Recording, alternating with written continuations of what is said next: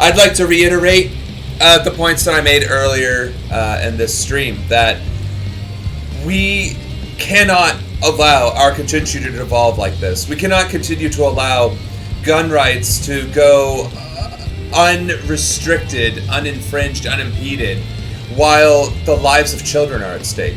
Why is it that the solution to the gun control issue and gun violence issue has been, let's teach kindergartners how to duck and cover from a violent active shooter?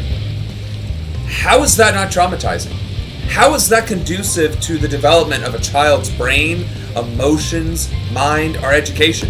How can you as an educator provide a stress-free environment when there is always that looming chance overhead that there is some sociopath that could just walk in there and blast it to pieces? And people are like, well, just give teachers guns, bulletproof backpacks, bulletproof doors.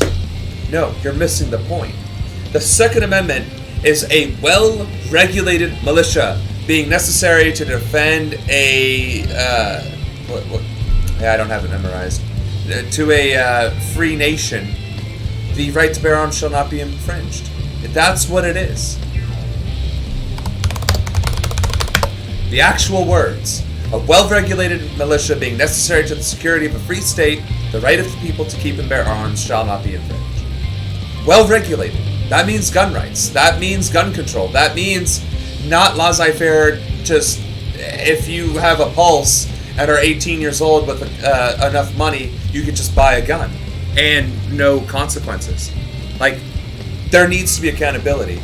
There needs to be something in place to where depression, mentally unstable, 19-year-olds buying a gun for the first time, at least have to wait a couple days. Like, even as a former Air Force member, a veteran, right, who has their concealed carry, I should not be able to buy ammo and guns at the same point in time, at the same day, and be able to take both of those with me out of the store. Like, that, I wouldn't have a problem with that.